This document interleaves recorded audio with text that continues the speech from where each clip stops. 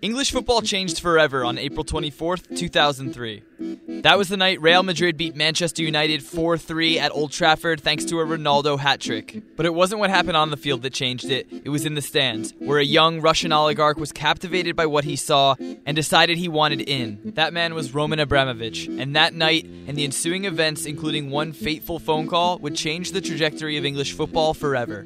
Once Abramovich made the decision to jump into the world of football ownership, he instantly ordered his advisors to draw up a list of potential clubs that included Arsenal, Tottenham, Liverpool, Chelsea, and Manchester United.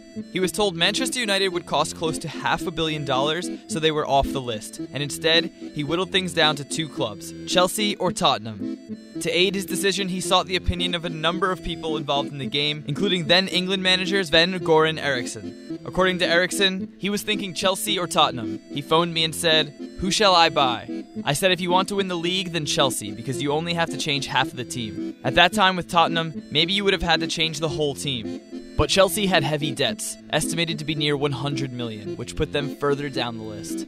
So Abramovich put in a call to Daniel Levy at Spurs. Levy, whose company ENIC owned 29.9% of Tottenham at the time, was said to have taken a phone call on behalf of Abramovich, and the Telegraph alleged that Levy quoted a price of 50 million for his stake in the club, valuing Spurs at over 150 million. Levy would later confirm he had met with the Russian, but was less accepting that any bids or offers were made. Yes, we did have a meeting at his request because he wanted ENIC's perspective on the European football market. It is important to note, however, that at no time did we discuss, either then or subsequently, his desire to acquire a Premiership club. In that same Telegraph story, it was said Abramovich was put off by Levy's price, and seeing that Chelsea could be acquired for an almost identical amount once the debt was factored in, opted for Stamford Bridge. By June, Abramovich owned the club, and by September 1st, Chelsea had invested 111 million in a host of new players, including Hernan Crespo, Claude Makelele, and Damien Duff, kicking off the Abramovich era in style. Just 2 years later, the Blues were champions of England. As it stands today, the Russian has invested well over £1 billion in Chelsea on everything from players to a new training ground in Cobham, Surrey.